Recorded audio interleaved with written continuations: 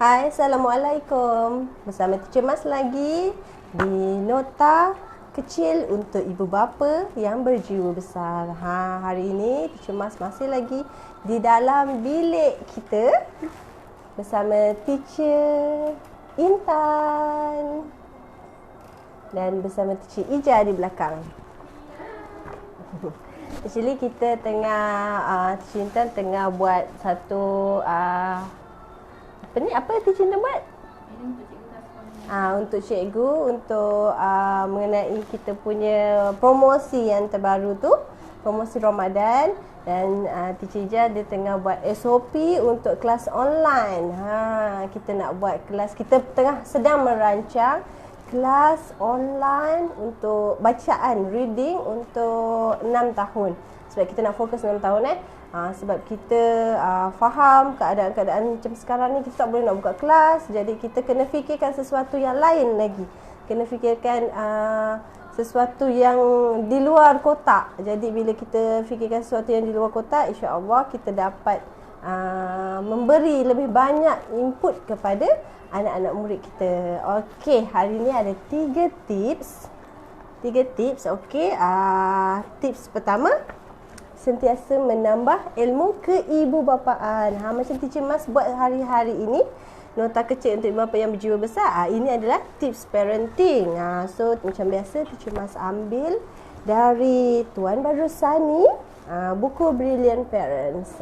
Sangat bagus sebenarnya buku ini sebab dia merangkumi semua kategori anak, daripada kecil hingga besar.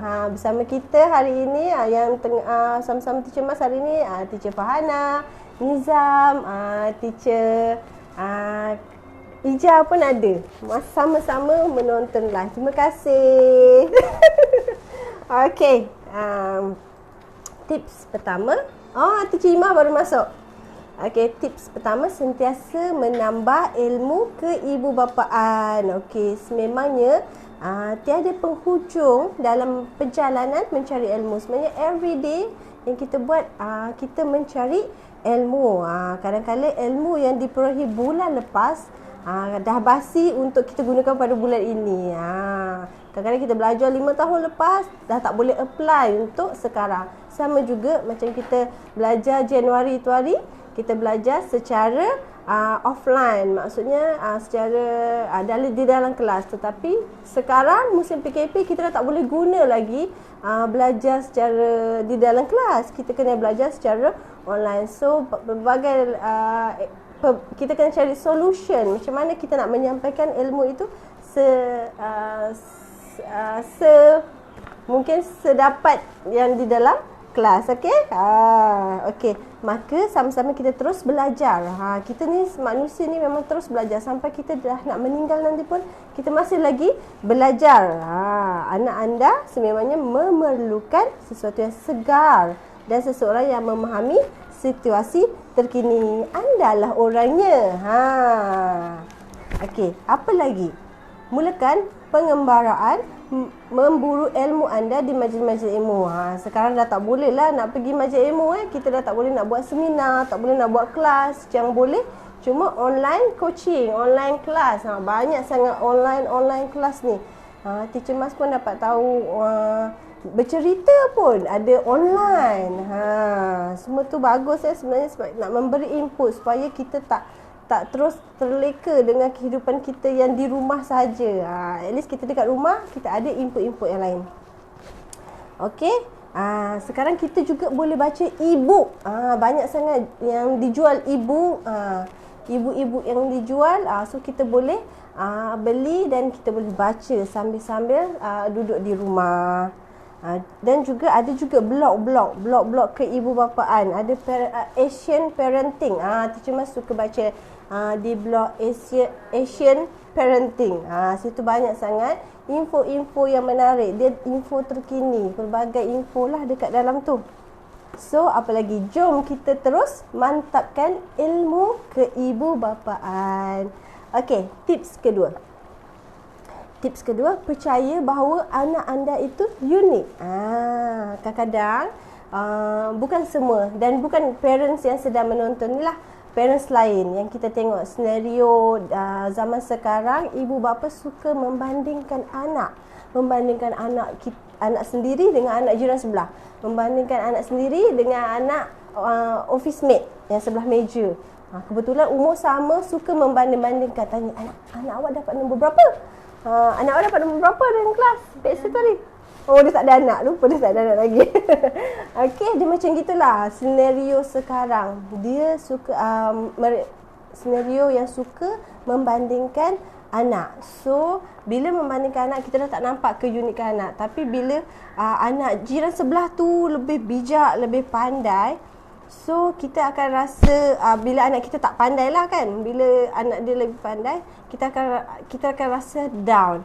Dekat sini dia tulis kita terasa diri ni malu dan hina. Cannot. Kita jangan rasa macam tu. Kita kena sentiasa bangga dengan anak kita, sebab anak kita tu adalah anugerah, hadiah daripada Allah. Sebab tak semua orang berjaya dapat anak.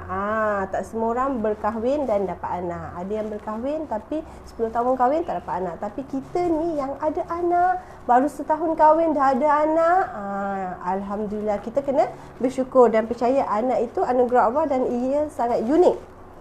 Okey. Jadi dekat sini dia tulis juga, percayalah anda tidak perlu hidup dalam dunia kepura-puraan seperti itu. Anak anda adalah hadiah daripada Allah untuk anda. Allah sayang kepada anda dan dia dianugerahkan nikmat anak untuk anda. Nikmat ini datang bersama dengan ciri-cirinya tersendiri. Maklumlah, hadiah daripada Yang Maha Penyayang untuk hamba-Nya yang disayangi. Okey, kita tengok sebelah. Okey, maka anak anda adalah anak anda. Anak anda adalah anak anda. Dia unik. Sangat tidak adil untuk membanding-bandingkan anak anda dengan anak orang lain. Kerana itu adalah hadiah daripada Allah untuk mereka. Jadi usah berdengki. Dan terasa hati sekiranya anak orang nampak lebih hebat daripada anak sendiri. Mungkin masanya belum sampai lagi. Hanya kesabaran anda menjadi kunci. Sebab tu di Butterfly kita percaya murid-murid ini sangat unik.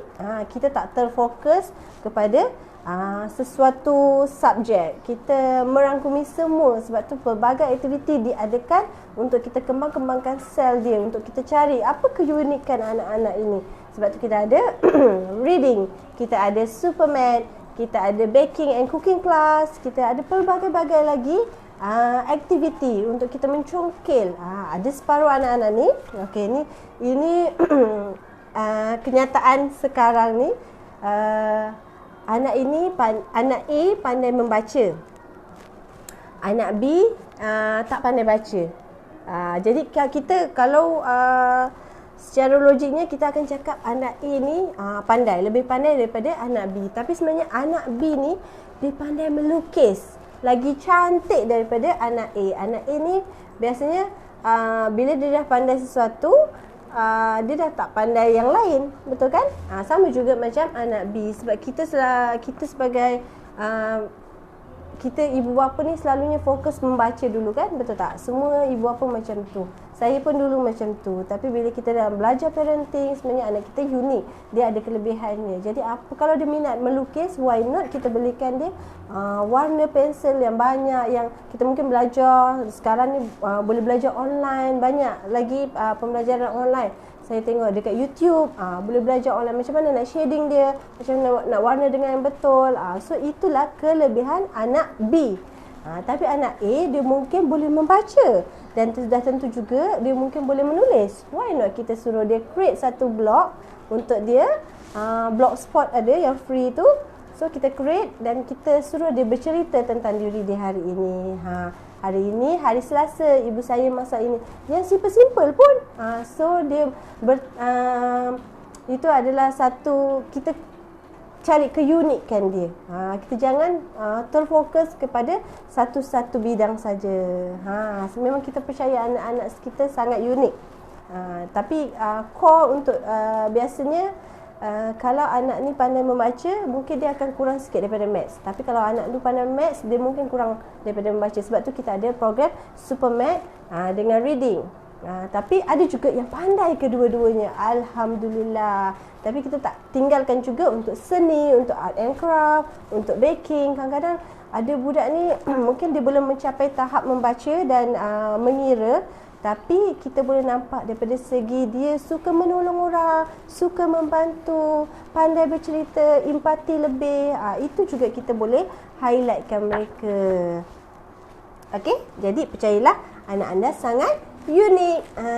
Kita highlight. Mungkin masa sepanjang PKP ni kita boleh cari keunikan anak kita.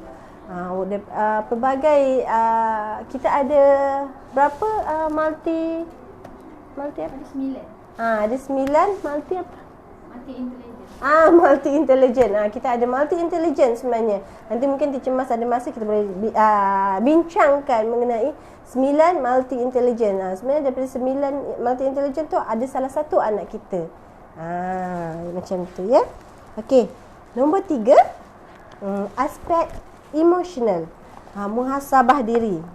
Dekat sini dia tulis, seperti biasa, sebelum menongkah samudera ilmu, elok kita mulakan dengan melihat diri kita terlebih dahulu. Cuba tanya pada diri sendiri, adakah aku seorang yang emosional? Adakah aku ini mampu mengawal emosiku? Ataupun selalunya emosi yang mengawal diriku? Okey. Adakah adakah anda selalu menjadikan anak anda tempat melepaskan geram? Atau anda jenis manusia membawa bersama masalah kerja untuk merosakkan suasana di rumah? Jika sekiranya jawapan anda tidak, alhamdulillah, anda seorang ibu atau bapa yang sangat bijak mengendalikan emosi.